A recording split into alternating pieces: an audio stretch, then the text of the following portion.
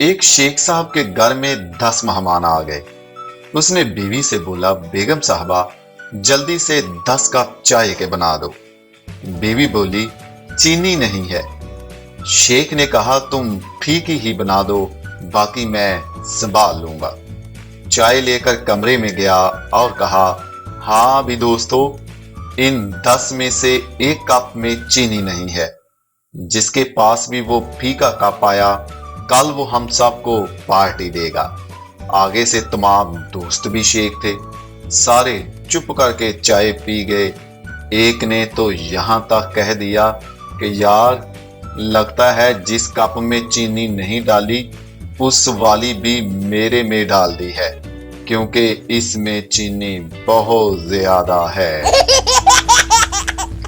एक जगह पर शादी हो रही थी और निकाह होने ही वाला था कि मौलवी साहब ने बुलंद आवाज से कहा, अगर किसी को निकाह पर कोई इतराज हो तो वो अभी बता सकता है।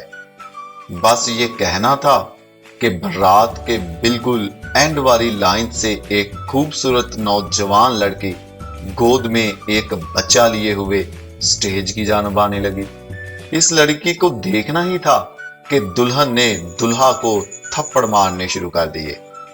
दुल्हन के भाई और बाप पिस्तौल लेने के लिए भाग गए। दुल्हन की सालियां दूल्हे को स्टेज पर ही ताने देना शुरू हो गए। मौलवी साहब ने मामला ज़रा बिगड़ता देखा तो जल्दी से उठकर उस लड़की से कहा, बेटा जल्दी आओ और बताओ आपको क्या इतराज है। लड़की बोली, जी पीछे आवाज ठीक से नहीं आ रही, इसलिए जरा मुझे आगे आने दो, फिर निकाह शुरू करना।